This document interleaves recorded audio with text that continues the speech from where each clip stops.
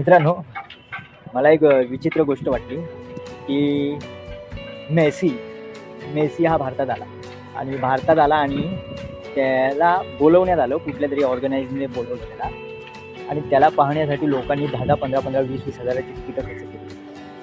आता विचार करा, ज्या व्यक्तीने आपल्या भारतासाठी काहीच केलं नाही, म्हणजे तो खेळला त्यांच्या देशासाठी, त्यांनी वर्ल्ड कप जिंकला त्याच्या देशासाठी, भारतासाठी काहीच केलं नाही. तर तो भारतात येतो आणि करोडो रुपये घेतले असेल त्यांनी. त्याच जागी त्याच्यात उलट सुनील छत्री नावाचा एक व्यक्ती आहे, जो भारतीय फुटबॉल टीमचा कर्णधार होता. त्याच्यासाठी कुठल्याही ऑर्गनायझरनी असं काहीच केलं नाही. म्हणजे हा दुजा भाव कशासाठी?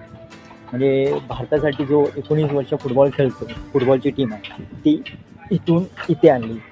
त्या व्यक्तीला विचारत देखील नाही कोण.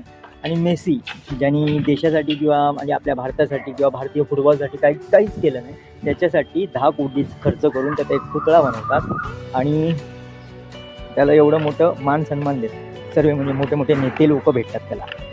मग हा दुजाभाव आपल्या भारतीय खेळाडूंसोबत का होतो किंवा होत असेल, त्याचं उत्तर कमेंटमध्ये करा. तुम्हाला जर उत्तर भेटलं तर मला कमेंट करा, पाहिन. मला तर हे पटलं नाही. जर तुम्हाला पटलं असेल तर ठीक आहे, पण माझ्या मते आपण क्रिकेट सोडून इतर खेळांनाही प्रोत्साहित केलं पाहिजे. मी मागे आता 1-2 व्हिडिओ असे पाहिले होते.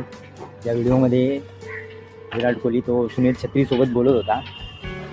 त्याच्यामध्ये एक कमेंट आली विराट कोहलीला की हे नेपाली कोण? म्हणजे त्या माणसानं, म्हणजे लोकांना माहिती पण नाही की सुनील छत्री आपल्या फुटबॉल टीमचा, म्हणजे भारतीय फुटबॉल टीमचा कर्णधार आहे. म्हणून विचार करा, आपण फक्त क्रिकेट आणि बाहेरच्या प्लेयर्सला डोक्यावर बसवलं आहे. असं होऊ नये, पण होतं आहे सध्या भारतामध्ये. बस विचार करा. आणि काय, आपण विचारच करू शकतो, बाकी काहीच करू शकतो. चला.